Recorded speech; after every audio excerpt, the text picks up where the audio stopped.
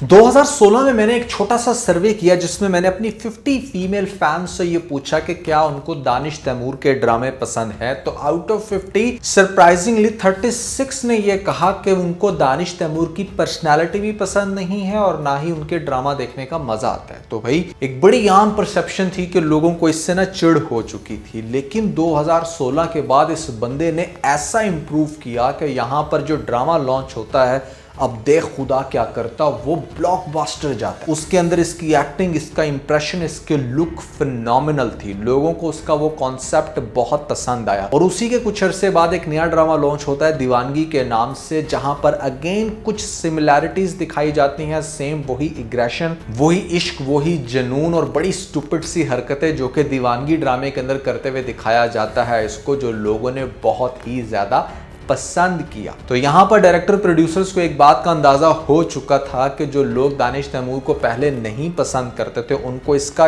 ये रोल बहुत ज्यादा पसंद आ रहा है। इन लोगों ने एक और ड्रामा लॉन्च किया इश्क है के नाम पे। ये ड्रामा तो वैसे बहुत सुपर्ब था। यहाँ पर भी दानिश तैमूर वही स्टूपिड हरकतें कर रहे थे, वही इश्क जुनून सब कुछ था। बहुत सारे एपिक सीन्स भी डाले गए, लेकिन उतना ज्यादा वायरल ना हुआ। तो फिर रिसर्च करने के बाद पता चला कि उस ड्रामे के अंदर दानिश की जो लुक एंड फील थी, जो अपीयरेंस थी, वो कोई बहुत डैशिंग नहीं। उस ड्रामे के अंदर चूंकि उन्होंने क्लीन शेव कर रखी थी तो वो रोब नहीं बन पा रहा था जो पिछले 2 ड्रामों में बना। लेकिन बावजूद इसके कि उस ड्रामे के अंदर भी बहुत स्टूपिड, बहुत ही इश्क जुनूनी वाली हरकतें इसने की थी, तो वो ड्रामा भी अच्छा खासा वायरल गया था। अब इन सारे एक्सपीरियंसेस को मद्देनजर रखते हुए एक नया शाहकार तैयार किया गया जिस ड्रामे का नाम था कैसी तेरी खुदगर्जी। इस ड्रामे के अंदर उन तमाम मिस्टेक्स का ख्याल रखा गया जो पिछले 3 ड्रामों में हुई और यहाँ पर एक ऐसा सुपर्ब ड्रामा बनाकर पेश किया गया जहां पर दानिश तैमूर ने इतनी जबरदस्त एक्टिंग की और इतनी कमाल की उसकी फेस अपीयरेंस थी कि जिसकी वजह से ड्रामा बहुत ज्यादा हिट हुआ। इतना बेहतरीन गया कि मतलब इसकी वो वाली फॉलोइंग जो कभी इसको देखकर बहुत चिढ़ जाती थी, मैंने अगेन यहां पर एक सर्वे किया, इस दफा 50 फैंस से पूछा तो 50 में से सिर्फ 12 लोगों ने सिर्फ ये कहा कि वो दानिश तैमूर के ड्रामे को लेकर इतना एक्साइटेड नहीं है। लेकिन आप ये देखें कि 36-37 से रेशो किस हद तक इंप्रूव हुई। और अब जो ड्रामा लॉन्च होने जा रहा है राहे जुनून, आई एम डैम श्योर कि ये ब्लॉकबस्टर होने वाला है, क्योंकि ये सीक्वल है उन्हीं ड्रामों का जो ड्रामे दानिश तैमूर साल में एक दफा तो लाजमी करते हैं। जैसे पिछले साल कैसी तेरी खुदगर्जी, इस साल आपको देखने को मिल रहा है राहे जुनून। और कैसी तेरी खुदगर्जी का नाम भी बिल्कुल अपने नाम से ही बताता था कि इसके अंदर किसी शख्स की बहुत ही ज्यादा खुदगर्जी दिखाई जाएगी और वो दिखाई गई थी उसके पेरेंट्स की तरफ से। स्टार्ट में दानिश ने भी वही रोल किया। दीवानगी भी अपने नाम से जाहिर होता था कि उसके अंदर एक नेक्स्ट लेवल की दीवानगी दिखाई जाएगी। इश्क है अगेन अपने नाम से बताता था और अब देख खुदा क्या करता है तो एक कंप्लीट लाइन थी जहां पर आपको पता चल जाता था कि इस बंदे ने कुछ ऐसा जरूर करना है जिसके बाद राइटर इसका नाम रखने पर मजबूर है कि अब देख खुदा क्या करता है। और यहां पर हम डिस्कस कर रहे हैं राहे जुनून। अगेन नाम बड़ा इंप्रेसिव है और इसी नाम के चलते यहां पर हमें सेम वही एक्ट, वही स्टूपिड और एपिक सीन देखने को मिल रहे हैं टीजर्स के अंदर जो हम एक्सपेक्ट कर सकते थे कि दानिश तैमूर के अगले ड्रामे के अंदर ये सीन होने वाला है।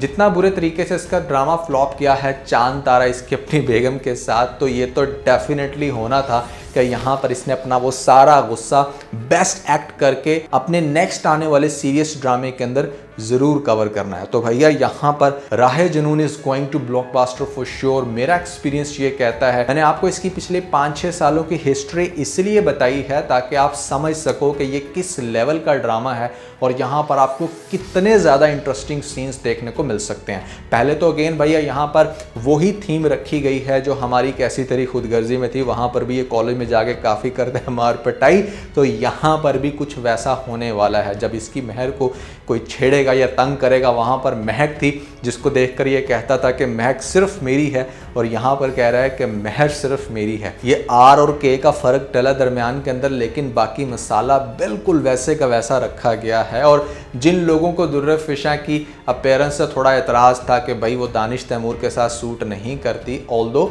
उसने वहाँ पर उस ड्रामे के अंदर काफ़ी अच्छा काम किया, लेकिन उन लोगों को इस ड्रामे में ये भी एतराज़ नहीं होगा क्योंकि यहाँ पर हमारी ट्वीटी दिखा दी गई है पाकिस्तानी ड्रामा इंडस्ट्री की one of the most cute actress Komal Mir देखने को मिलेंगी और बहुत ही डैशिंग लग रहे हैं यहाँ पर दानिश खुद भी। इनकी पर्सनालिटी के अंदर बहुत रॉ बैड हो जाता है जब ये थोड़ी सी थिक बियर्ड रखते हैं, क्लीन शेफ में लगते हैं स्टूपिड, और ऊपर से कर लें फिर फनी ड्रामा तो माह स्टूपिड लगते हैं। लेकिन भैया दानिश तैमूर का ये जो ड्रामा आ रहा है जहां पर आपको दिखाया जाएगा कि भाई पहले तो होता है फैमिली की तरफ से कॉन्फ्लिक्ट, लेकिन यहाँ पर मुझे लगता है कि डायरेक्ट कॉन्फ्लिक्ट करने लग रहा है कोई और लड़का।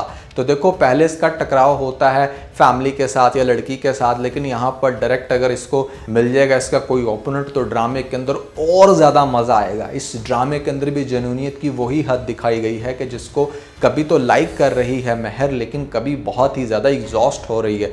वो ये कह रही है कि तुम मोहब्बत की हर हद पार करके कहते हो कि मुझे तुमसे मोहब्बत है, ऐसे मोहब्बत नहीं होती। प्लस इसके जो शॉट्स दिखाए गए हैं बहुत ही अच्छी लोकेशंस पे ड्रामा शूट हुआ है और बड़े अच्छे बड़े डिसेंट से रोमांटिक सीन्स भी आपको इस ड्रामे के अंदर देखने को मिलेंगे। सबसे पहले तो मैं आप लोगों से ये पूछना चाहूँगा कि ये जो पेयर बना है इस दफ़ा दानिश तैमूर का कोमल मीर के साथ, ये किस हद तक अट्रैक्टिव लग रहा है। मुझे तो बड़ा ज़बरदस्त पेयर लगा है। सिर्फ अब देखना ये है कि कहीं हाइट का इशू ज़्यादा ना आए, क्योंकि कोमल की हाइट कोई बहुत ज़्यादा नहीं है और दानिश ज़रा लंबे चौड़े हैं, तो लेट्स सी कि वो कैसा फिलर देता है। लेकिन ओवरऑल डिपेंड करेगा कि दोनों ने कैसी एक्टिंग की है और राइटर ने लिखा कैसा है। समटाइम ऐसा होता है कि सेम एक्टर्स लोग कास्ट कर लेते हैं हम, लेकिन राइटर इतना ज़्यादा मैसिवली चेंज लिख देता है जो उस कैरेक्टर के ऊपर उन स्पेसिफिक एक्टर्स के लिए सूट नहीं करता। तो दानिश तैमूर की अगर मैं बात करूं तो उसे इस तरह के स्क्रिप्ट बहुत ज़्यादा सूट करते हैं। आप हैरान होंगे फैसल कुरैशी, फेरोज़, इमरान अशरफ, मेरा नहीं ख्याल कि कोई भी ऐसा एक्टर है जिसने इस लेवल का रोल ना किया हो कि जहां पर ज़बरदस्ती गुस्सा करना, फाइट करना, लेकिन किसी को भी उतना सूट नहीं करता जितना दानिश को करता है। आई डोंट नो कि उसकी बॉडी लैंग्वेज इस तरह की है या फिर वो बहुत ही ज़्यादा शौक से करता है, लेकिन भैया हमें बहुत ही ज़्यादा मज़ा आता है। तो आप सब लोगों के लिए गुड न्यूज़ वो ये कि भैया राहे जुनून के ऊपर हम लोग डेडिकेटेड रिव्यूज़ करेंगे और इसकी एक एक एपिसोड को डिस्कस किया जाएगा कि यहाँ पर आगे से क्या होने वाला है। आप में से कितने लोग दानिश तैमूर के इस नए आने वाले ब्लॉकबस्टर ड्रामे को लेकर एक्साइटेड हैं, कमेंट्स में मुझे जरूर बताइएगा। लेकिन उससे पहले अगर आप लोगों ने अभी तक पीके लग्जरीज वेबसाइट को विजिट नहीं किया, जहां पर फ्लावर्स की एक बहुत ही सुपर्ब कलेक्शन आ चुकी है भैया, वेडिंग सीजन चल रहा है तो यहाँ पर हमने दिल खोल कर सेल लगाई है इसके ऊपर। और जो फ्लावर्स पहले बहुत एक्सपेंसिव थे, अब आपको हाई एंड इम्पोर्टेड क्वालिटी के रियल टच फीलिंग के फ्लावर्स बहुत अच्छी तादाद में और बहुत कम प्राइस में मिल सकते हैं। सो नीचे डिस्क्रिप्शन में आपको लिंक मिल जाएगा, जाएं जल्दी से लिंक पे क्लिक करके पसंद का वास या फिर ऐसे में फ्लावर खरीदना मत भूलिएगा। PK Luxits. We don't sell crap. और इसके अलावा अगर आप लोगों ने हमारी ये वीडियो नहीं देखी जो कि बहुत ही ज़्यादा वायरल हुई है फेसबुक के ऊपर, तो जाएं जाकर जल्दी से लिंक पे क्लिक करके वीडियो देख के अपना फीडबैक मुझे ज़रूर दीजिएगा।